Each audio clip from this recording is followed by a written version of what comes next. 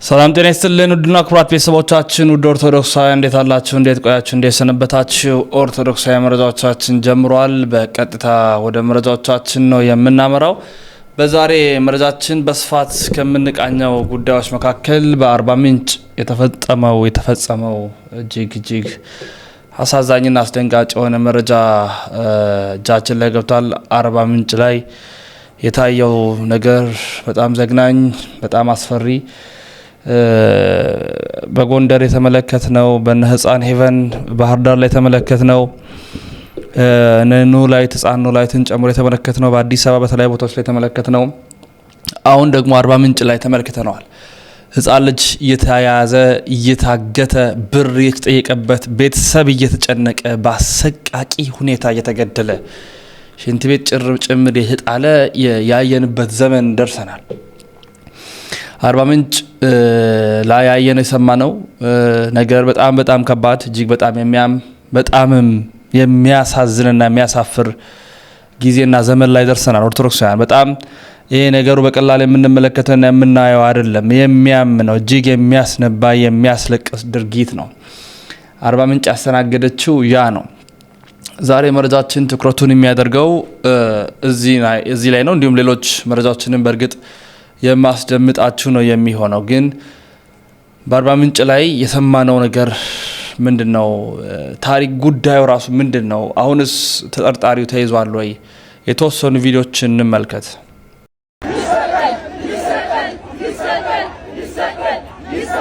በርካቶች ይህንን ቪዲዮ አይተው እንግዲህ ምንነቱ ስላልገባቸው ኮሜንት ላይ ሲጠይቁ ስላየው ነው ይህንን ቪዲዮ የሰራሁት። ይህም ከጀርባዬ ይሰቀል እያሉ ድምጻቸውን እያሰሙ የሚገኙት ሰሞኑን በአርባ ምንጭ ከተማ በአሰቃቂ ሁኔታ የተገደለው ህፃን ናትናኤል ፖሊስ ባደረገው ብርቱ ክትትል ገዳዩ በቁጥጥር ስር መዋሉ ይታወቃል። እናም ከጀርባዬ የምትመለከታቸው ሰዎች በአርባ ምንጭ ከተማ አስተዳደር ጽሕፈት ቤት ፊት ለፊት ላይ ህፃን ናትናኤልን በአሰቃቂ ሁኔታ የገደለው ወንጀለኛ ይሰቀል፣ ተመጣጣኝ ፍትህ እንፈልጋለን በማለት እንግዲህ ድምጻቸውን እያሰሙ ነው። ዛሬ የጋሞ ዞን ኦርቶዶክስ ተዋሕዶ ቤተክርስቲያን ምዕመናን ህፃን ናትናኤልን ጭካኔ የተሞላበት ግድያን ተቃውመዋል። እኛ በጋሞና አካባቢ ዞኖች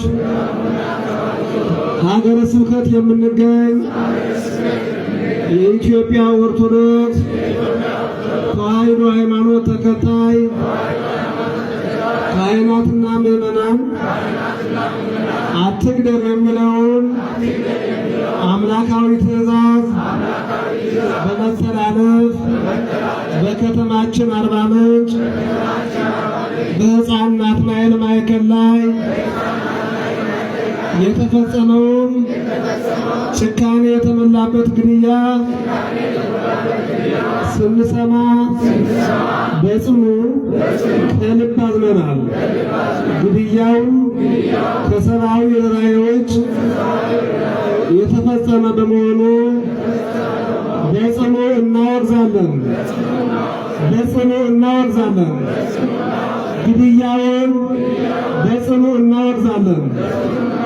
መንግስትን ህብረተሰቡን የሚያረጋጋ ቤተሰቡን የሚክስ አስተማሪ የቅጣት ውሳኔ እንዲያስተላልፍ አጥብቀን እንጠይቃለን።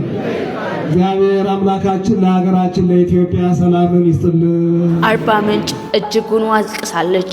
ታዲያ ያስለቀሰው ግለሰብ ግን አስለቅሷት ብቻ አልቀረም፣ በቁጥጥር ስር ውሏል። በዛሬው በመዲናችን ኢትዮጵያ ወንጀሎች በርክተዋል።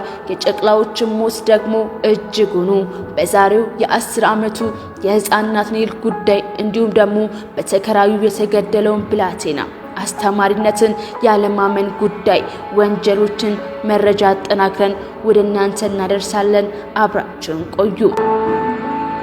በአርባ ምንጭ በልዩ ስሙ ሴቻ በሚባል ሰፈር ይህ ገዳይ በየቤታቸው የሚመጣ የልጁ ማለትም የህፃን ናትናኤል አስጠኝ የነበረ እንዲሁም በትምህርት ቤቱ የሚያስተምረው መምህር እንደሆነ ተነግሯል። ታዲያ ህፃን ናትናኤልን በመውሰድ ለአባቱ 50 ሺህ ብር እንዲልክ ይነግረዋል። አባትም ይልካል። ታዲያ ብሩ ያልበቃው ይህ ገዳይ 100 ሺህ ብር አድርጉት ይላቸዋል።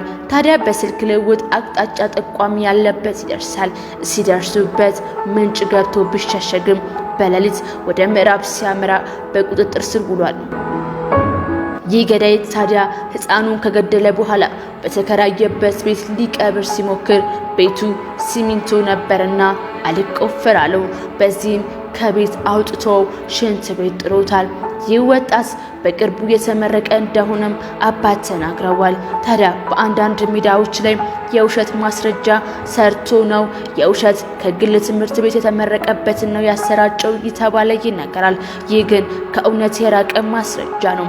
ልጁ የተመረቀና ከአማራ ክልል የመጣ አልፎ ተርፎም በአርባ ምንጭ መኖርን ከመረጠ እጅጉኑ ሰነባብቷል። ታዲያ ግን ይህ አስተማሪ አመኔታና የግል አስጠኞቻቸውን እንዲፈሩ የሚያደርጋቸው እጅጉኑ ልብ የሚሰብር ሴራ ነው።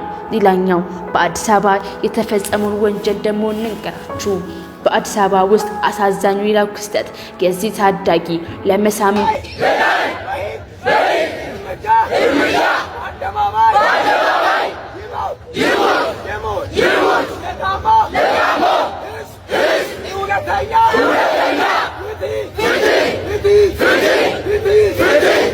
የአርባ ምንጭ ህዝብ ለዚህ ህፃን የፍትህ ጥያቄ እየጠየቁ ይገኛሉ።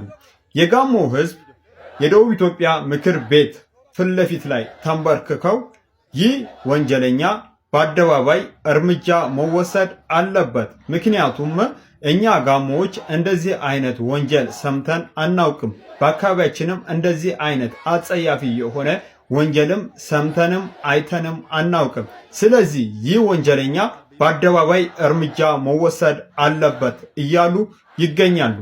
ሕፃኑን ያለ ዕድሜ የቀጠፈ ይህ ክፉ አርባ ምንጭ እየጠየቀች ነው። ሕፃናትን የሚያግቱ የሚገድሉና የሚደፍሩ ፍርዳቸው ምን መሆን አለበት? ለዚህ ሰላም ወዳድ ሕዝብስ የሚገባው ይህ ነው? ምን ትላላችሁ? ናቲ የኛም ልጅ ነው። ይህ ከጀርባዬ የምትመለከቱት በአሰቃቂ ሁኔታ ተገድሎ ሽንት ቤት ተጥሎ ለተገኘው ሕፃን ናትናኤል ብቻ አይደለም። ይህ ለመላው የኢትዮጵያ ሕፃናት፣ ለመላው የሰው ዘር በሙሉ ነው። በአርባ ምንጭ ታሪክ ተደርጎ የማይታወቅ በሕፃን ልጅ ላይ የተፈጸመውን አሰቃቂ ግድያ በመቃወም የጋሞ ሕዝብ ከሕፃን እስከ አዋቂ ጥቁር ለብሶ ፍትህ ይስፈን፣ ፍትህ ለልጃችን፣ ፍትህ ራሳቸውን መከላከል ለማይችሉ ሕፃናት በማለት አደባባይ ወጥቷል። ለጋሞ ሕዝብ ለመላው ሕፃናት በሙሉ ከለላ እንዲሆን ሁላችን እውነተኛ ፍትህን መጠየቅ ይኖርብናል።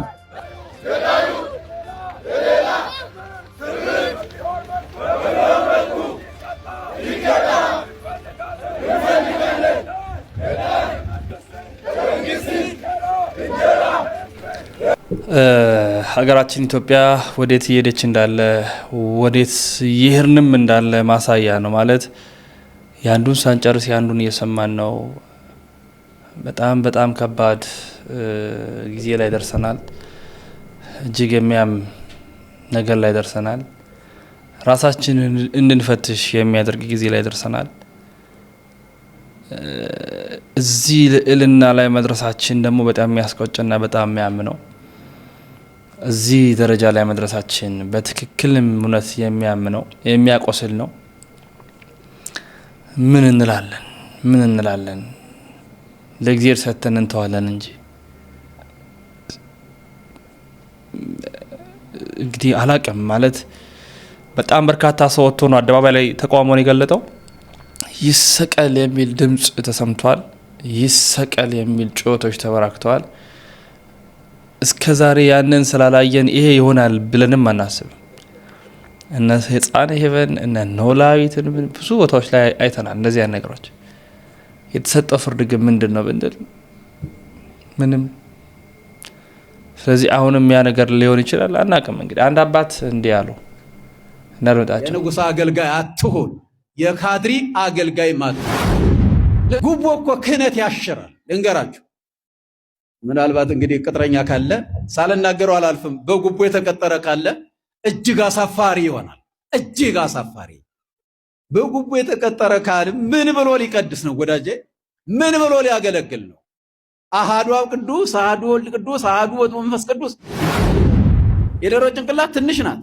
የዶሮ ዓላማ ደግሞ መበተን ነው። ከምትበላው ምትበትነው ነው። እንዲህ አይነት ጭንቅላት ይዞ የሚመራ ለሀገር የሚመራ በታኝ አፍራሽ እንዲህ አይነት ጭንቅላት ይዞ የቤተክርስቲያን መሪ መሆን አይቻልም። በጋራ አንድ ላይ ሆናችሁ ጸሎት አድርጋችሁ ይሄን ምግብ የሰጠህን አምላካችን ተመስገን ብላችሁ አመስግናችሁ የተወዳጁ ቤተሰቦቻችን እንግዲህ ከዚህኛው ሀሳብ ወጣ እንበልና ወደ ሌሎች ጉዳዮች ስንሄድ እንግዲህ ከባድ የሆነ ወረርሽኝ በሀገራችን ኢትዮጵያ እየተመለከተ እንገኛለን። ይሄ ወረርሽኝ በጣም አስጊና አስፈሪ ነው። በጣም ሊታሰብበትም የሚገባ ነው። ከጂንካ አካባቢ የጀመረው ወደ ተለያዩ የሀገራችን ክፍሎች እያመራ ነው። አስፈሪና አስጊ ነው። እስኪ እሱን ወቅታዊ ጉዳይ ትኩሳቱ ላስደምጣቸው። በድንገት የአምስት ሰዎችን ህይወት የነጠቀው እንዲሁም ደግሞ የከተማዋን ነዋሪዎችና የሆስፒታሉን ሰራተኞች ሳይቀር ድንጋጤና ጭንቀት ውስጥ የከተተው ይህ በሽታም እንግዲህ ምልክቶቹ ምን እንደሆኑ እየተነገረ ነው የሚገኘው። ይህንን ቪዲዮ ሼር እያደረጋችሁ እንዲሁም ደግሞ ሪፖስት እያደረጋችሁ ለበርካቶች እንዲዳረስ አድርጉ።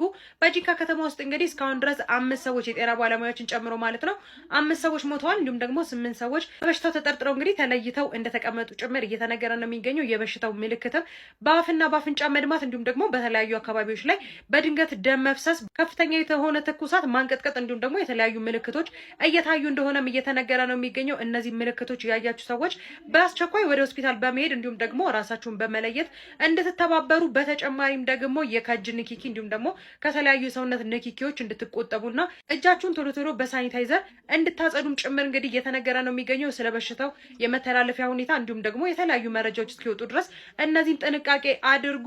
እንዲሁም ደግሞ ይህ ቪዲዮ ለሚያስፈልገው በሙሉ ሼር እያደረጋችሁ አዳርሷቸው ማለት ነው። ለሞቱት ነፍስ ይማር፣ እንዲሁም ደግሞ ለታመሙት ምሕረት ይላክላቸው። በአዳዲስ መረጃዎች እመልሳለሁ። የፕላስ ምልክቷን ተጭራችሁ ቤተሰቡ ጂንካ ምንድነው እየተፈጠረ ያለው? ይሄ ነገር በትንፋሽ ይተላለፋል ወይ? የብዙዎቻችሁ ጥያቄ ነበር። ሰሞኑን አንድ አስደንጋጭ ነገር እንደሰማችሁ እርግጠኛ ነኝ። የጤና ሚኒስቴርም በዚህ ጉዳይ መግለጫ አውጥቷል። ስለዚህ ሁላችሁም ይህንን ቪዲዮ ሼር አድርጉ። የሚመለከተው አካል በሙሉ ይህንን ነገር ማየት አለበት። የሚመለከተው አካል ማለት ባጭሩ የኢትዮጵያ ሕዝብ በሙሉ ይህን ነገር መስማት አለበት ብዬ ነው የማስበው። ምክንያቱም ጂንካና አዲስ አበባ የ40 ደቂቃ የ50 ደቂቃ ልዩነት ነው ያላቸው በአሁኑ ዘመን። ከከተማው በደረሰኝ መረጃ መሰረት የተፈጠረው ነገር ነው መሰላችሁ። አንድ ቤተክርስቲያን ውስጥ ያሉ ሰዎች ይታመማሉ እና ተያይዘው ሆስፒታል ይሄዳሉ። አብዛኞቹ ሰዎች ህይወታቸው ያልፋል ማለት ነው። ሲያሳዩ የነበሩትን ምልክት በዋነኝነት ትኩሳትና ነስር ነበር። በአፍንጫቸው ደም እየወጣ ነበረ። ከነሱ ውጪ ደግሞ አንድ ዶክተርና አንድ ነርስም ህይወታቸው ያልፏል። እነዚህ ሁለቱ የጤና ባለሙያዎች ከነሱ ጋር በስራ ምክንያት እንግዲህ ቀጥታ ንክኪ ነበራቸው። ዶክተሩና ነርሱ ሲያሳዩ የነበሩት ምልክት ደግሞ ትኩሳትና ድክም የማለት ነገር ነበረ። በጊዜው ሲያሳዩ የነበሩት ምልክት እና ወባ መስሏቸው የወባ መድኃኒት እየወሰዱ ነበረ። ግን እነሱ ሁለቱም ህይወታቸው ሊያልፍ ችሏል። በንክኪው ምክንያት ነው ወይስ በሌላ ምክንያት ነው እነዚህ ሁለቱ የጤና ባለሙያዎች ያለፉት የሚለውም በመረጋገጥ ላይ ይገኛል። በአጭሩ የጤና ሚኒስቴር ደግሞ በዚህ ጉዳይ መግለጫ አውጥቷል። መግለጫውም ላይ ሄሞራጂክ ፊቨር የሚል ነገር ተጠቅሷል። ሄሞራጂክ ፊቨር ማለት በአጭሩ ምን ማለት ነው መሰላችሁ? ሄሞሬጅ ማለት እንግዲህ ደም መፍሰስ ማለት ነው እና ፊቨር ደግሞ ትኩሳት ነው። ስለዚህ ትኩሳትና ደም መፍሰስ በሚለው ያዙ እና ቫይራል ሄሞራጂክ ፊቨር ማለት ደግሞ በቫይረስ የሚከሰት ማለት ነው። ሄሞራጂክ ፊቨር ማለት ራሱን የቻለ አንድ በሽታ ሳይሆን የተለያዩ በሽታዎች ጥርቅም ነው እና ከነዛ ውስጥ አንደኛው እንግዲህ እንደምታውቁት ኢቦላ ነው።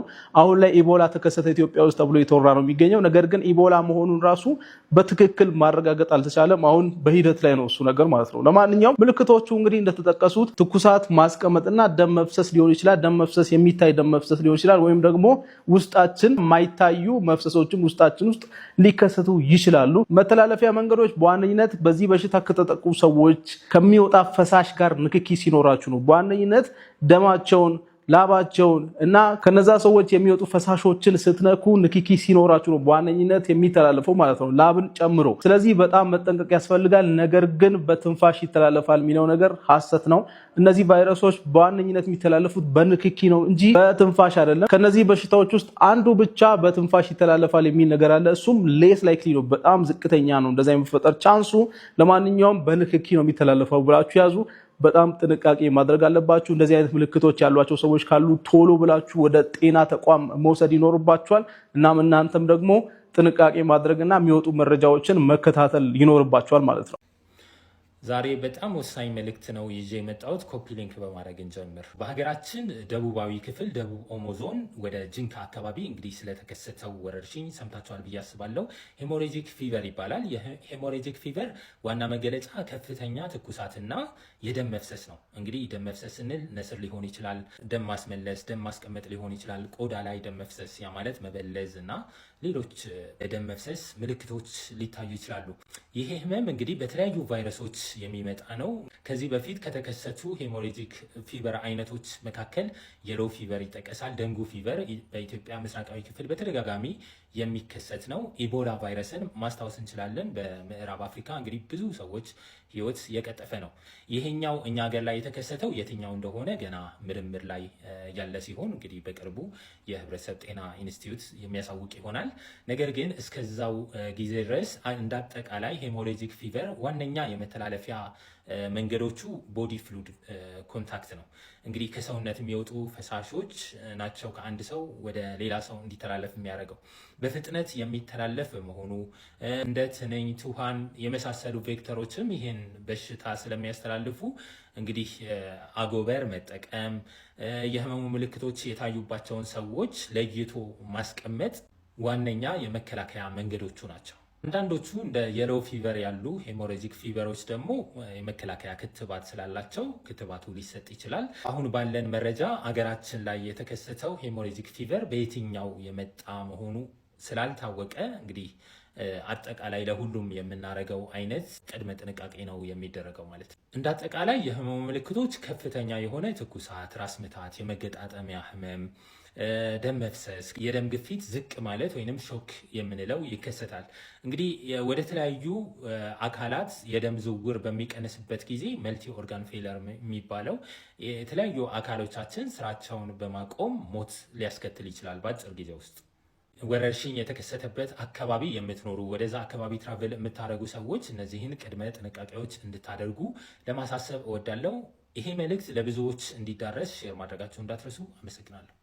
በጂንካ ለተከሰተው አዲስ ወረርሽኝ የዓለም የጤና ድርጅት WHO ለኢትዮጵያ ፈጣን የሆነ ምላሽን ሰጥቷል። የዓለም የጤና ድርጅትም እንግዲህ በደቡብ ኢትዮጵያ ክልል ለተጠረጠረው የቫይራል ሄመርጂክ ፌቨርን እንግዲህ ለመቆጣጠር እንዲሁም ደግሞ በዛ ዙሪያ ላይ ፈጣን ምላሽና እርዳታዎች እንደሰጠ ጭምር እየተነገረ ነው የሚገኘው። የጤና ድርጅቱ ከኢትዮጵያ ጤና ሚኒስቴር እንዲሁም ደግሞ ከኢትዮጵያ ሕብረተሰብ ጤና ኢንስቲትዩት እና ከክልል የጤና ባለስልጣናት ጋር በቅርበት እየሰራ እንደሆነ አስታውቋል። WHOም ለዚህ ወረርሽኝ ምላሽ ለመስጠት አስቀድሞ የሚከተሉትን እርምጃዎች እንደወሰደም ጭምር ተነግሯል። ከወሰዳቸው እርምጃዎች መካከል ባለሙያዎች፣ መድኃኒቶች እንዲሁም ደግሞ ሌሎች አስፈላጊ ቁሳቁሶችን እንዲሁም ደግሞ ለጤና ባለሙያዎች የሚያገለግሉ ሌሎች አስፈላጊ ነገሮችን ወደ ተጎዱ ከተሞች አስቀድሞ ልኳል። እንዲሁም ደግሞ በወረርሽኙ የተጎዱ ማህበረሰቦች ውስጥ ንኪኪን የመከታተል ስራን ድርጅቱ ይደግፋልን ብሏል። ሊኖር የሚችለውን የድንበር ዘለል ስርጭት ለመከላከልም ከደቡብ ሱዳን WHO ጋር እየሰራ እንደሆነም አስታውቋል። የዓለም የጤና ድርጅት ዳይሬክተር የሆኑት ዶክተር ቴዎድሮስ አዳኖም ለዚህ ስርጭት እንዲሁም ደግሞ ለዚህ ወረርሽኝ ለኢትዮጵያ 300,000 የአሜሪካ ዶላር ፈንድ እንዳደረጉ እንዲሁም ደግሞ ከዚህ በኋላ እንዳስፈላጊነቱ ፈንዱ እንደሚጨምር እንዲሁም ደግሞ በድጋሚ ድጋፍ እንደሚያደርግ ጭምር አስታውቋል። WHO ባለስልጣናትም የኢትዮጵያ የጤና ባለስልጣናት መረጃውን በፍጥነት በማድረሳቸው እንዲሁም ደግሞ ፈጣን ምላሽ በመስጠታቸው ምስጋናቸውን አቅርበው የዓለም የጤና ድርጅት ሙሉ ድጋፍ እንደማይለያቸውም ጭምር ቃል ገብተዋል። በአዳዲስ መረጃዎች መልሳለሁ። የፕላስ ምልክቷን ተጭናቸው ቤተሰብ ሁሉ መልካም ምሽት። አባቶች ለምህላ ጸሎት ጎዳና መውጣታቸው ተሰማ። የጂንካ ኦርቶዶክስ ተዋሕዶ ቤተክርስቲያን ካህናት አባቶች በከተማችን የተከሰተውን ወረርሽኝ ያሳክዝ ዘንድም አደባባይ በመውጣት እንግዲህ ማዕጠንት እያጠኑ ይገኛሉ ተብሏል። የጂንካ ኦርቶዶክስ ተዋሕዶ ቤተክርስቲያን ካህናት አባቶች ማለዳውን እንግዲህ በጂንካ መስቀል አደባባይ በመውጣትም የምህላ ጸሎት በማድረግ እንዲሁም በየሰፈሩ በመዞር ማዕጠንት እያጠኑ እንደሚገኙ ከአካባቢው የሚገኙ ነዋሪዎች መረጃው አድርሰውናል። በዚህም እጅግ በርካቶችም መልካም ተግባር በማለት እየገለጹት ይገኛሉ። እናንተስ በዚህ ጉዳይ ምን ትላላችሁ? በምስሉ ላይ የምትመለከቱት የጂንካ ኦርቶዶክስ ተዋሕዶ ቤተክርስቲያን ካህናት አባቶች በከተማቸው የተከሰተውን ወረርሽኝ ያስታግስ ዘንድ በጂንካ መስቀል አደባባይ በመውጣት የምህላ ጸሎት በማድረግ እንደምትመለከቱት በየሰፈሩ በመዞርም ማዕጠንት እያጠኑ ይገኛሉ። የተወደዳችሁ ቤተሰቦቻችን በጣም አስጊ ደረጃ ላይ ደርሰናል። እንግዲህ ያው ወረርሽኝ መጥቷል። ሀገራችን ኢትዮጵያ በጣም መልኳ ብዙ በሆነ ችግሮች ውስጥ ነው ገብታ ያለችው። እግዚአብሔር አምላክ ከዚህኛው የመከራ ጊዜ ከዚህኛው እልቂት ከዚህ ከባዱ ነገር ያውጣን ነው ምንለው። ሌላ ምንም ምንለው ነገር የለም። ወንድማችን እሸቱ ጋር እናምራ እስቲ። የእሸቱ ጥልቅ ጥላቻ ለጴንጤ በሚል ጴንጤዎች ዘምተውበታል። ማላይ እሸቱ መለሰ ላይ እኛ እሸቱ መለሰ ስለ እስልምና በተናገረው በዛን ጊዜ ወቅሰነዋል አይደል? ስለ ክርስትናው ስትናገሩት ግን እንናገራለን። ጥፋት ሳያጠፋ ማንሶ ተሳስተሃል ይባላል እንጂ ወንድሜ በራስህ እምነት 50 ወለደች 60 ወለደች ብለህ ስለተናገርክ እሱ እሺ ብሎ እንዲቀበል ነበር እንደምትፈልጉት። እንደ አይነት ዘመቻ ከፍተውበታል ማህበራዊ ሚዲያ ላይ። እኛ ደግሞ እንነግራቸዋለን። እንኳን እሸቱ መለሰ አይደለም በክርስትናው ለራሱ እምነቱን ለሚኖር ልጅ ቀርቶ አይደለም ወጣ ገባ ለሚል ኦርቶዶክሳዊም እንዲመለስ እኛ እንሰራለን እንጂ በማህበራዊ ሚዲያ ዘመቻ ልታሸማቀቁት እንዳትሞክሩ። ዛሬም በኦርቶዶክሳዊ ላይ ለሚዘመተው የጥልቅ ጥላቻችሁ ስብከት ምላሽ እንሰጣለን። አናቆመው። የማናቆመው ስብከታችሁ ኦርቶዶክሳዊ ጥላቻ ስለሆነ ብቻ ነው፣ ሌላ ነገር አይደለም። ምናልባት ትንሽ ቆየት ያለ ነው፣ ግን ደግሞ ያመጣበት የራስ የሆነ ምክንያት አለኝ። ያው እንደምናውቀው አሁን በሀገራችን በአርሲ በተለያዩ ቦታዎች ላይ ከባድ የተባሉ ነገሮች እየተፈጸሙ ይገኛሉ። ሁሉም በቻለው አቅም አርቲስቱ ምናምኑ ምንላቸው በሙሉ ኦርቶዶክሳዊነታቸው ተሰምቷቸው ድምጻቸውን እያሰሙ ይገኛሉ። ያ ድምጻቸውን ማሰማታቸው ትክክል ነው፣ አግባብነትም አለው። ምክንያቱም ሃይማኖት ነው። ይሄ ምንም ድርድር ውስጥ የሚገባ አይደለም። ዝና እውቀት ምናምን የሚለው ራሱን የቻለ ቀጣይ የሚመጣ ነው። መጀመሪያ የነፍስ ጉዳይ ይቀርማልና ድምጽ መሆን ባለብን ሰዓት ሁሉ ድምጽ ልንሆን ይገባል የሚል የጸና መልእክቴን ለማስተላለፍ ወዳለሁ። እውነት ለመናገር በየትኛውም መስፈርትና በየትኛውም ሁነት ውስጥ አንድ ኦርቶዶክስ የሆነ ሰው በየትኛውም አጋጣሚ ድምጹን ማሰማት አለበት። የመጨረሻ መልእክቱ ንካተል እኛ እዛ ቦታ ላይ ያልተገደልነው እኮ ስላልነበረን ብቻ ነው። ልጆቻችን እዛ ቦታ ላይ እኮ ያልሞቱት ስላልነበሩ ብቻ ነው። አይቀርላቸው። ይሄንን ነው ቅድም ልል የፈለኩት። ማን ሟች ማን ገዳይ፣ የትኛው ትውልድ ነን? የቱ ጋር የተቀመጥ ነው? እንደ እንትን ያማል። እኔ በጣም አዝኛለሁ። በጣም ነው እውነቴን የምልህ። በተለይ አሁን እዛ ሚዲያው ላይ ሲዘዋወር የነበረው ነፃ ልጅ ስታየው እስቲ የኔ ልጅ ነው ብለን እናስብ። ዛሬ አንተ ቤት ሲንኳኳን የቤት አይሰማም ስላለን ነው ብዙ ፈተናዎችና መከራዎች እየደረሱብን ያለው። ማን ነው አንልም፣ እየሰማን ጸጥ ነው የምንለው። ለብዙ ነገሮች ድምጽ እየሆንን አይደለም፣ እየተናገርን አይደለም። እየተናገርን ብቻ አይደለም፣ ሲገሉን እንበዛለን። እውነት የት ነው የምንበዛው? እኔ በጣም ብዙ ጥያቄ አለኝ። የቱርኳን እንትን ማየት እኮ በቂ ነው እንዴ? ኤፌሶን የተባለችው እኮ ዛሬ እኮ ስሟ ተቀይሯል እኮ እንዴ! ብዙ እኮ የኦርቶዶክስ መፍለቂያ እነ ግብፅን ተመልከት። እነ አስቄጠስ ገዳም በነበሩባት ቦታ ላይ ትልቅ ሊቃውንት ትልቅ አባቶች እና አቡነ ሽኖዳ እነ ሊቀ ዲያቆናት ሀቢብ ጊዮርጊስ ባሉባት ቦታ ላይ ዛሬ ሙስሊም ከባት እኮ ባንዲራዋን ማየት በቂ ነው። የትኛው ቁጥር ነው የበዛው? እኔ አልገባኝም። ሞቶ እኮ አለቀ እንጂ አልበዛም። የትኛው ነው አሁን? ይሄ ቋንቋ ለዚህ እንትን አይጠቅመውም፣ አይመጥነውም። እስቲ ይታይክ ማን ነው በመወገሩ በመሰቀሉ በመገረፉ የበዛው? የትኛው አካል ነው? የክርስቲያን ሀገር የነበሩትን ማየት አይሻልንም? በስተዋል ስማቸው ተቀየረ፣ ታሪካቸው ጠፍቶ ደብዛቸው ጠፍቶ ስንት ታሪክ የተሰራባቸው ስንት ቅዱሳን አባቶች የፈለቁባቸው ሶሪያን ማየት በቂ ነው። የነ ቅዱስ ኤፍሬምን ሀገር በዙ ቅድም ያነሳው ለቱርክን ማየት በቂ ነው። በዙ ክርስቲያኖች ስንት ፐርሰንት ነው ክርስቲያን ያለው? እነ ጆርዳንን ተመልከት። አንድ ምእመን ሲኖር እኮ ነው ቤተክርስቲያን መኖር የምትችለው። ህንጻ ቤተክርስቲያኑ እኮ የምእመኑ መገልገያ እንጂ ህንጻ ቤተክርስቲያን ራሱ እኮ አይጸድቅም። ህንጻ ቤተክርስቲያን እኮ ሰማይት አይሆንም። የሰማይት መቀበሪያ የሰማይታቱ መሰብሰቢያ ነው። ሰማይታት መፍጠሪያ ነው። የምእመናኑ የመንጋው ማደሪያ ነው። ምእመናኑ ከሌለ ቅስና ወዴት አለ? ምእመናኑ ከሌሉ መምህርነቱ ወዴት አለ? ድቁና ወዴት አለ? ጵጵስና ወዴት አለ? ኤጲስቆጶስነቱ ምንኩስና ወዴት አለ? መሰረቶቻችን እኮ ምእመናን ናቸው። የአብዛኛዎቻችን ወላጆች ምእመናን ናቸው። በእንተ ስማ ለማርያም ብለን ለምንን ያደግንባቸው ምእመናን ናቸው። እኛን ተስፋ የሚያደርጉ ምእመናን ናቸው። እኛ በሁለት መንገድ እንጠየቃለን፣ እነሱ በአንድ መንገድ። እነርሱ አልሰራችሁም ተብለው፣ እኛ ደግሞ አልሰራችሁምም አላሰራችሁምም። ምእመናን አልተጠበቃችሁም አልጠበቅ አላችሁ ተብለው ይጠየቃሉ። እኛ ደግሞ አልጠበቃችሁምም ራሳችሁም አልተጠበቃችሁም ተብለን እንጠየቃለን። ለምን ይሄንን መገንዘብ ያቃተን? እረኛ ማለት ራሱን ከተኩላ ከነብሩ ከቀበሮ ታድጎ መንጋውንም የሚታደግ ነው። እረኞች በምእመናን ዘንድ የሚፈሩ የሚጠረጠሩ ከሆኑ በጎች እንዴት ይቀርባሉ? የዛሬ መረጃዎቻችን ይህን ይመስላሉ። መረጃው ለመላው ዓለም እንዲዳረስ ላይክ፣ ሼር በማድረግ ትብብር አጋርነታችሁን በማሳየት ከጎናችን ቆሙ።